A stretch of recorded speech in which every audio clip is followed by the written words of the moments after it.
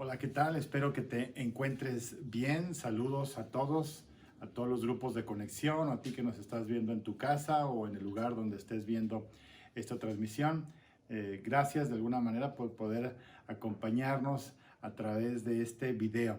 Te voy a pedir que podamos hacer una oración para poder poner este tiempo en las manos de nuestro Dios y que sea Dios hablándonos a través de este tema.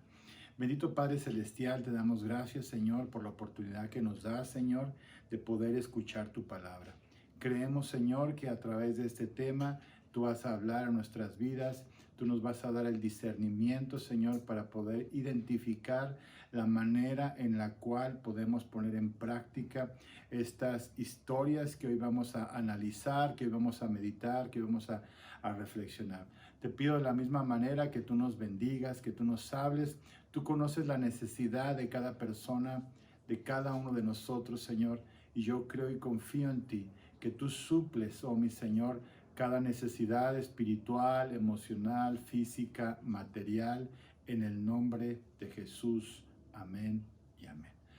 Bueno, estoy muy emocionado. Para mí, de alguna manera, es unos nervios, pero de alegría, de contento, ¿verdad? De poder, a través de estos videos, que tú puedas escuchar un enfoque, un punto de vista, cosas que yo creo que Dios me da en lo personal a través de ciertos temas. Y me gustaría dar seguimiento al cierre del bosquejo que manejamos la semana pasada en los grupos de conexión. La semana pasada titulamos el mensaje Enfrentando Gigantes. Hoy el tema se llama Dios está obrando, pero yo hago mi parte, la parte que a mí me corresponde. Y eso es lo que yo quiero compartirte a través de este tema. Y quiero explicarte algo. Cuando de alguna manera alguien comparte un tema histórico, como el que yo voy a hablar en este momento, es importante que nosotros podamos analizar la simbología que hay, la simbología que existe dentro de esta historia y cómo nosotros podemos llegar a aplicarla en nuestra vida cotidiana. Entonces, es bien importante que nosotros veamos este enfoque de esta manera. Y me gustó tanto el tema de la semana pasada que sentí que lo que se compartió no abarcaba todo lo que yo quería explicar. Por eso vamos a decirlo que, aunque este sea un tema diferente, ¿verdad? También le podríamos titular, ¿verdad? Enfrentando a los gigantes parte 2, ¿verdad? También le podríamos titular a este tema. Y vamos precisamente a iniciar con el primer libro de Samuel, capítulo 17, versículo 40. Y dice de la siguiente manera, hablando de David, aun cuando todavía no era rey, y tomó su cayado en su mano y escogió 5 piedras lisas del arroyo y las puso en el saco pastoril, en el zurrón que traía. Para nosotros en nuestra época, ¿verdad? Sería como un morralito, ¿verdad? Para poder comprender. Y tomó su onda en su mano y se fue hacia el filisteo. El pasaje bíblico nos invita a enumerar los implementos de defensas y ataques que David poseía. Es decir, un cayado, un zurrón con 5 piedras lisas y una honda. Con eso y el poder de Dios, David estaba determinado a vencer al gigante Goliat. Y tomó su cayado en su mano. El cayado era una de las armas defensivas y ofensivas empleadas por el pastor para defender a su rebaño. Recordemos que David, antes de ser rey, su papá lo mandaba a cuidar las ovejas ahí de la familia. Entonces, para esta época, David estaba desempeñando una función de pastor. Y el cayado, esa vara así con la curvita, ¿verdad? Tenía que ver de alguna manera para jalar ahí a las ovejitas cuando se querían salir de alguna manera ahí de la manadita, ¿verdad? O para golpear si había una por ahí terca, ¿verdad? Que no quería obedecer, o también para golpear a los lobos o animales que quisieran atacar ahí a las ovejas. Servía entonces de manera ofensiva y de manera defensiva, lo que tiene que ver ahí con el cayado. Y lo vemos en Salmos capítulo 23, versículo 4. Dice, además el cayado representa la autoridad del pastor. ¿Sí? Si tú quieres llegar a 0 depresión, tienes que hacer tu parte. Nadie la va a hacer por ti. escucha esto, ni Dios va a hacer la parte que a ti te corresponde, pero confía, Dios te puede dar las características, cree de alguna manera que si yo te digo esto, que nadie va a hacer tu parte, entonces tú puedes decir, ay, pero es que no puedo, no tengo la capacidad. Dios sabe de que tú tienes capacidad para hacer las cosas y cree y confía realmente que Él te ha dotado con esas características. Pero muchas veces el miedo, el temor nos inhibe y no hacemos lo que sabemos hacer. Por eso es bien importante de alguna manera que nosotros podamos librarnos de alguna manera del temor. Entonces, hablamos de la simbología y es algo de lo que vamos a estar viendo en este tema. Entonces, hay una tarea que solo tú puedes hacer. ¿Cuál fue la tarea? ¿Por cuál tarea comenzó David? Él escogió 5 piedras lisas del arroyo. Primero tienes que saber que la palabra se mencionan en muchos casos números. A su vez, cada uno de ellos tiene un significado. David tomó 5 piedras. El número 5 significa gracia. Gracia no tiene que ver con ser chistoso, con ser gracioso, ¿verdad? La gracia de Dios es la que nos guía, nos cubre, nos restaura, nos ayuda a vencer. Las piedras lisas del arroyo son aquellas que al pasar continuo de las corrientes de las aguas, las han ido puliendo, dándole forma, suavizando la superficie y endureciéndolas en su interior. Así es el creyente llamado por Dios a servirle. Dios quiere formar tu carácter y aprovecha las circunstancias de la vida para hacerlo. ¿Quién aprovecha? Dios. Dios aprovecha lo que está sucediendo en este momento para forjar tu carácter, ¿verdad? Si de alguna manera hay una situación ahí de temor, de incertidumbre, muchas cosas que pueden venir ahí a tu mente, ¿verdad? Dios quiere utilizar esto para forjar tu carácter. ¿Y cómo lo va a hacer? Haciéndote reaccionar, ¿verdad? ¿Qué es lo que yo te sugiero? No te enfoques tanto en estar viendo las redes sociales, qué es lo que está sucediendo, ¿verdad? ¿Sabes qué es lo que yo hago? Yo en la noche, después de la conferencia, después de hacer alguna visita o algo, checo de alguna manera los datos que hubo ahí en la conferencia, veo cuántas personas están infectadas, cuántas personas ahí murieron, veo la cantidad de personas, cómo va de alguna manera el número, cómo va la situación aquí en nuestro estado de Jalisco. Yo oro, ¿verdad?, con respecto a eso, ¿sí? Porque si nosotros estamos constantemente ahí en el Facebook, en las redes sociales, en las noticias, estar solamente escuchando malas noticias, nos vamos a llenar de esas malas noticias. Así que ponte a hacer otra cosa, ponte a hacer ejercicio, ponte a arreglar tu casa, ¿verdad? Ponte a orar, ponte a adorar a Dios, ponte a leer la palabra. Yo les he mencionado en diversos momentos, ¿verdad?, cómo ya nosotros ya tenemos una racha, ¿verdad?, ahí de lectura bíblica. Y pues yo veo que de alguna manera ahí mis hijos también se empiezan a emocionar, ¿verdad? Mira, a ver si la alcanzan a ver. Aquí, por ejemplo, en mi tablet dice la racha, ¿verdad?, que llevamos ahí. Mi Biblia se llama YouVersion. Tenemos ya una racha seguidita ahí de 35 días. Llevamos como familia 35 días leyendo la Biblia. Y para mí de alguna manera esto ha sido una bendición, ¿verdad?, en ese sentido.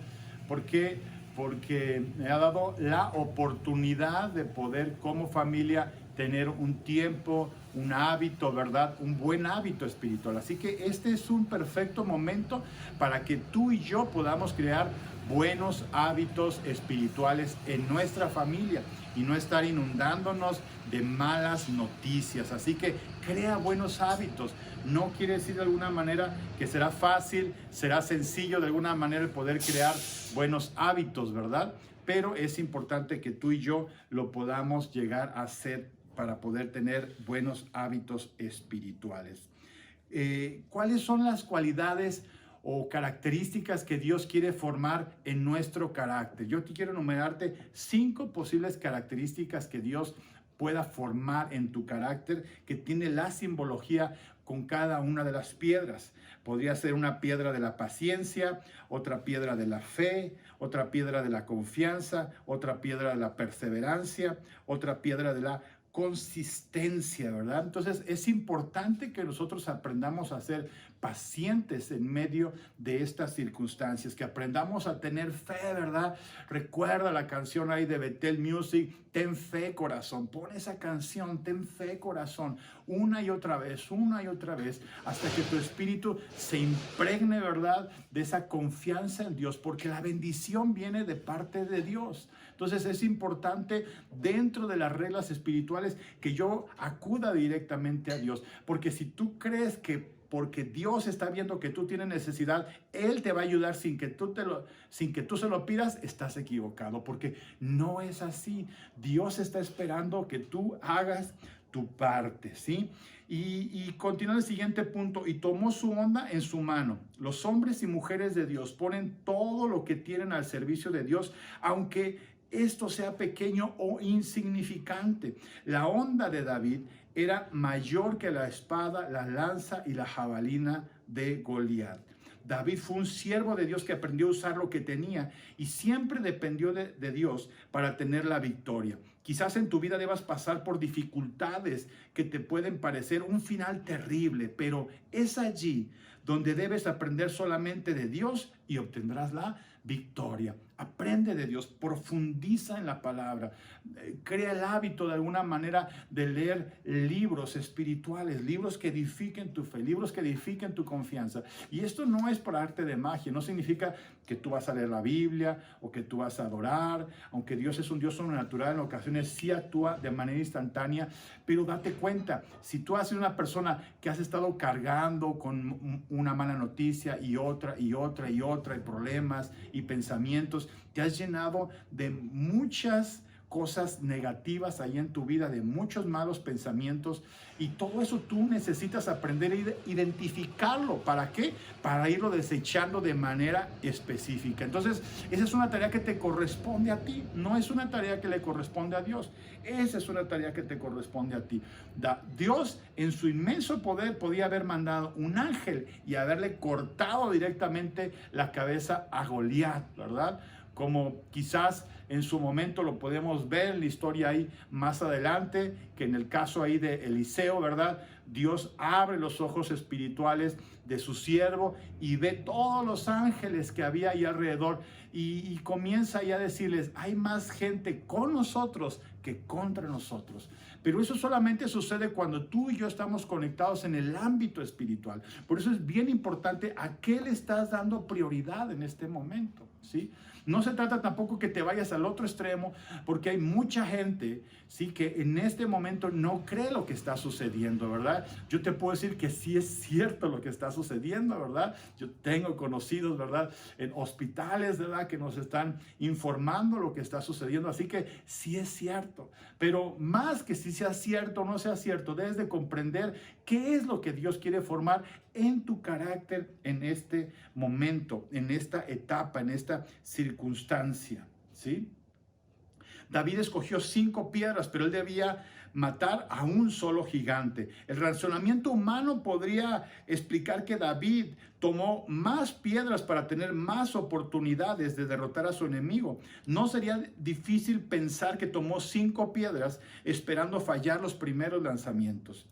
Pero ahí es donde entra la simbología espiritual. El 5, como volvimos hace rato, significa la gracia de Dios sobre el ser humano y la victoria que Dios nos ha dado. Esa es la simbología del número 5.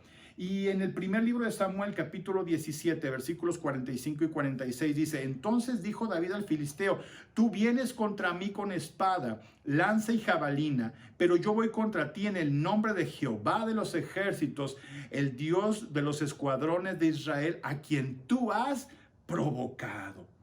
Usa lo que el diablo quiere usar para destruirte, ¿verdad? David no llevaba espada, pero David utilizó lo que el enemigo quería usar para destruirlo a él. Úsalo a tu favor. Goliat quería matar a David con su propia espada, pero David la utilizó para matarlo a él. ¿Qué significa esto? Si el diablo quiere afectar tu economía, ponla en las manos de Dios y sé fiel, diezma, ofrenda, bendice a alguien en la calle. David tenía claro que el terreno donde se iba a librar la batalla no era en la esfera natural, sino en la espiritual. pero son las acciones en el ámbito natural lo que trasciende en el ámbito espiritual, ¿sí? Yo te quiero mencionar algo rápidamente. Hace 8 días que yo fui a depositar el diezmo de diezmos, porque de todo lo que se recaba en la iglesia, nosotros también damos un diezmo, que se conoce como el diezmo de diezmos. Y esto es una cadenita, ¿verdad? Tú eres fiel en tus diezmos y en tus ofrendas, y yo como pastor, de todo lo que se recaba, de alguna manera separo el diezmo de diezmos, lo deposito, ¿verdad?, a la cuenta de la asociación religiosa, y el apóstol Jesse se encarga de administrar ese dinero. ¿Para qué? Para apoyar también a otros pastores y a otros misioneros. Entonces todo esto es una cadenita, ¿verdad? Tú abres, eres fiel a Dios a través de tus diezmos y ofrendas. Yo me encargo también de ser fiel como pastor en los diezmos y ofrendas de la iglesia y lo llevo, pero aquí hay algo bien trascendente. Llevaba 3 semanas sin cobrar mi sueldo completo, cobrándolo a medio sueldo. 3 semanas ya, hablando de la semana pasada. Y por un momento, de alguna manera, yo tenía varios pagos que realizar, ¿sí? Alcanzaba de alguna manera a cubrir el pago ahí del seguro, tenía que pagar el seguro ahí del carro, la mensualidad del seguro, y yo tenía solamente el diezmo de diezmos, tenía lo del pago ahí del seguro, y para dar mi diezmo de esa mitad de mi sueldo. Y por un momento llegó a pasar por mi mente lo que habían experimentado otros pastores, que al momento de la escasez no diezmaban. Y créeme que por un momento pasó por mi mente decir, bueno, Señor, yo necesito, tú sabes que yo necesito pagar ciertas cosas y yo necesito ese dinero que voy a depositar el diezmo de diezmos. Pero cuando estaba así, eso fue unos segundos, cuando estaba viniendo esos pensamientos ahí a mi mente y que quizás de alguna manera empecé ahí a darles un poquito de apertura ahí en mi mente, algo predominó en mi mente y fue lo siguiente, ¿verdad? Mi bendición viene de Dios. ¿Sí? Yo tengo, espero no se malinterprete esto, yo tengo como cobertura al apóstol Jesse. Él es mi cobertura espiritual. Pero cuando yo doy mi diezmo, la bendición, ¿sí?, no viene directamente al apóstol Jesse. ¿Por qué? Porque él no se va a dar cuenta al momento quién diezma o quién no diezma, ¿verdad? Él se da cuenta ya cuando le manda unos reportes de la contabilidad, pero al momento él no sabe. Pero yo dije, yo voy a diezmar. Yo no tenía ni para el camión, ¿sí? Nada más para que te des una idea. No tenía para ponerle gasolina al carro. No tenía nada más 10 pesos ahí para el camión. Y yo tenía que ir a un mandado, ¿verdad? Entonces yo dije, bueno, pues ya se supone de alguna manera, ¿verdad?, que tiene ya tiempo, ¿verdad?, que he corrido, ¿verdad?, que hago ejercicio cuando voy al campamento ahí a podar. Cuando podo en el campamento, podo ahí hasta 20 kilómetros camino, ¿verdad?, ahí podando. Y pues ahí me puse ahí en GPS de aquí a Plaza Patria, donde fui a los bancos, son 5 kilómetros. Entonces me fui caminando, ¿verdad?, de aquí a mi casa, de su casa ya a Plaza Patria. De ahí me fui a Zapopan y de Zapopan me vine a mi casa. Total, caminé aproximadamente hace 8 días 15 kilómetros, ¿verdad? Y al día siguiente nos fuimos al campamento a trabajar y caminé todavía otros 18, 19 kilómetros allá en el campamento, ¿verdad? Y todavía con el calor. Pero, ¿a qué voy con esto? Yo me esforcé en ese sentido. Yo no era un momento como para lloriquear y decir, ay, no tengo para la gasolina, ay, no tengo para el camión. Yo dije, me tengo que adaptar a las circunstancias. A mi mente vino ver a mi mamá, ¿verdad? Que de repente ya se iba de aquí de la colonia Auditorio al mercado de Atemajac, se iba caminando y se regresaba con bolsas de mandado, ¿verdad? Caminando. Yo dije, bueno, si mi mamá lo hacía, yo lo puedo llegar a hacer también, ¿verdad? Y entra la parte de la importancia de adaptarnos a las circunstancias. Es importante que tú te adaptes a las circunstancias actuales y veas de qué manera tienes que racionalizar. No es momento de lloriquear, ¿verdad? ¿Sí? O si quieres llorar, llora en la presencia de Dios y ahí es donde tú vas a encontrar el desahogo, ahí es donde vas a encontrar tú la fortaleza adecuada. David tenía claro el contexto donde se libraría este enfrentamiento. ¿Por qué entonces tomó 5 piedras y no una sola? Y lo vemos de alguna manera en el versículo 46. Jehová te entregará hoy en mis manos. Yo te venceré y te cortaré la cabeza. Y hoy mismo entregaré tu cuerpo a los cuerpos de los y los cuerpos de los filisteos a las aves del cielo y a las bestias de la tierra, y sabrá toda la tierra que hay Dios en Israel. Fíjate nada más, dentro del ambiente espiritual, ¿verdad? David lanza una profecía y le dice, yo te voy a cortar la cabeza. Ni modo que se la cortara con la onda es como el cuero de la resortera, ¿verdad? Eso es la onda. Entonces, ¿cómo se le va a cortar, verdad? Porque él ya sabía lo que iba a suceder. La piedra no mató a Goliat, ¿verdad? ¿Qué fue lo que hizo la piedra? Lo noqueó, ¿sí? Fue lo que hizo la piedra. Le pega, lo noquea. David avanza rápido, ¿verdad? Y en lo que el gigante está noqueado, le quita la espada y le corta la cabeza. David actuó rápido. Así que esto nos lleva a darnos cuenta que tú y yo tenemos que actuar rápido. No podemos quedarnos estancados, no podemos quedarnos inmóviles, ¿verdad? Tenemos que movernos. Hay gente que se queda estática, ¿verdad? Cuando algún carro la va a atropellar o cuando viene alguna situación de peligro, ¿verdad? Tú no tienes un Dios que te va a dejar inmóvil. Tú tienes un Dios que te va a activar, que te va a hacer que tú te muevas. Era tanta la fe del joven que le anunció a Goliat que le cortaría la cabeza cuando él no había llevado un arma afilada al combate, lo cual evidencia la falta de la trascendencia de las mismas piedras como armas de guerra. Otro elemento importante es que Goliat era más que un gigante o un hombre de guerra. Goliat representaba una maldición que estaba sobre el pueblo de Israel. En Deuteronomio 1:28, ¿a dónde subiremos? Nuestros hermanos han atemorizado nuestro corazón al decir, este pueblo es mayor y más alto que nosotros. Las ciudades son grandes y están amuralladas hasta el cielo. Allí también vimos a los hijos de Anac.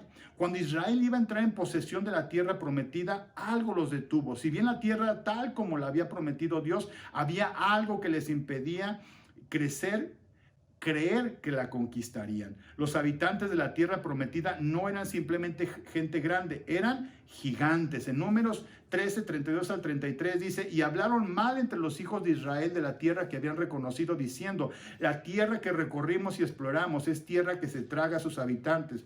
Todo el pueblo que vimos en medio de ella es gente de gran estatura. También vimos allí gigantes, hijos de Anac, raza de los gigantes. Nosotros éramos a nuestro parecer como langostas y así les parecíamos a ellos. Según la Biblia, los hijos de Anac fueron echados por Israel de la tierra de Hebrón para darla por heredad a Caleb. Sin embargo, fue una tierra en permanente disputa. Más adelante, en el tiempo de Sansón, le llegó a pertenecer a los filisteos.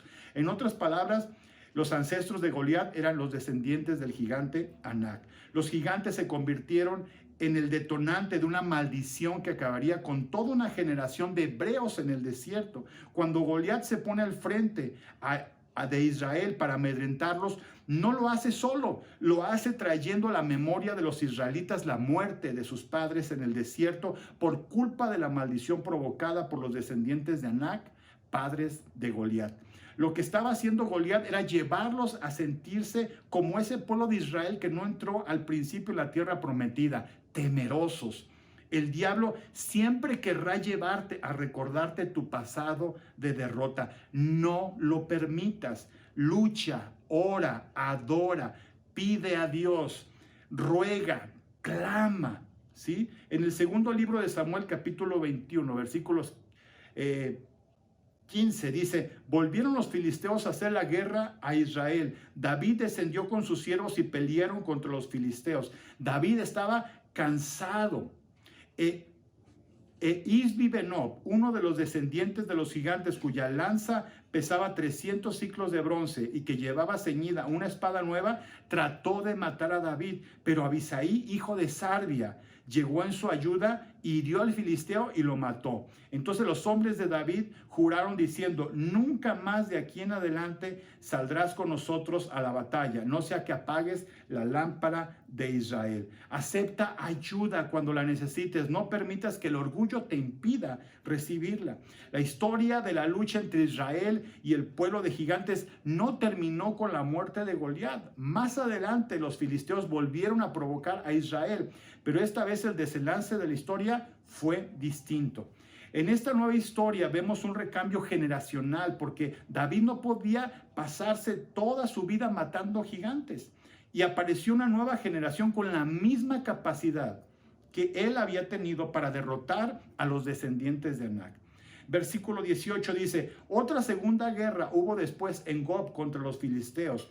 Entonces Sibeca el Husatita mató a Saf, quien era uno de los descendientes de los gigantes. Para este momento ya han muerto 3 gigantes por mano de algún hebreo: Goliat, Isbi Benob y Saf. El versículo 19, hubo otra vez guerra en Gob contra los filisteos, en la cual el Anán, hijo de Jaare Orejim de Belén, mató a Goliat Geteo, otro Goliat, cuya lanza tenía el asta tan grande como el rodillo de un telar. Ya van 4 gigantes. Después hubo otra guerra en Gad, donde había un hombre de gran estatura, el cual tenía 12 dedos en las manos y otros 12 dedos en los pies, 24 en total. También él descendía de los gigantes. Desafió a Israel y lo mató Jonatán, hijo de Simea, hermano de David. ¿Quién era este? Era sobrino de David. Cuando tú vences algo, no es una victoria. Perdón, cuando tú vences algo, es una victoria para tu familia, no solo para ti. ¿Sí? Con este último se suman 5 gigantes que murieron por mano de algún hebreo. Podría ser coincidencia, sin embargo, al mismo tiempo resulta evidente que la relación con las 5 piedras que había tomado David son exactas, ¿verdad? Las cosas que ocurren en el ámbito natural trascienden en el ámbito espiritual, y lo que trasciende en el ámbito espiritual ocurre en el ámbito natural. Romanos 8, 28, 29 dice, más que vencedores sabemos, además, que a los que aman a Dios todas las cosas ayudan a bien. Esto es, a los que conforme a su propósito son llamados. A los que antes conoció también predestinó para que fuesen hechos conforme a la imagen de su Hijo, para que sea el primogénito entre muchos hermanos, ¿verdad? Así que somos más que vencedores en Cristo. Y hablando y cerrando lo que tiene que ver con el ambiente espiritual, en Mateo capítulo 18, versículos 18 al 20, dice, de cierto os digo que todo lo que atéis en la tierra será atado en el cielo, y todo lo que desatéis en la tierra será desatado en el cielo. Otra vez os digo que si 2 de vosotros se ponen de acuerdo en la tierra acerca de cualquier cosa que pidan, les será hecho por mi Padre que está en los cielos.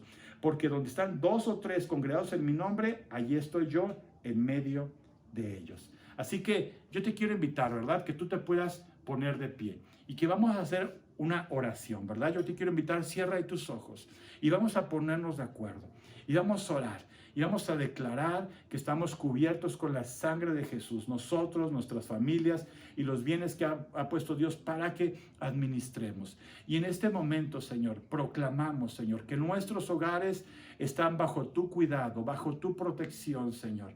Que ese simbolismo, Señor, de esos gigantes vencidos, tú nos muestras, Señor, qué gigantes nosotros vamos a ir venciendo, Señor. Qué gigantes van a vencer nuestras familias, nuestros descendientes, en el nombre de Jesús. Ahí comienza a proclamar que tú tienes la victoria en el Señor, que tú vences a esos gigantes y que en el nombre de Jesús tus hijos, tu familia va a seguir venciendo a esos gigantes en el nombre de Jesús, porque la victoria que yo tenga en el nombre de Jesús es una victoria que dará resultado en mis generaciones, en el nombre de Jesús. Desechamos temores, Señor, desechamos todas malas noticias, Señor, y confiamos y creemos que en medio de la incertidumbre, oh Dios, tú nos vas a bendecir, tú nos vas a guiar, tú nos vas a mostrar las decisiones que debemos de tomar, Señor.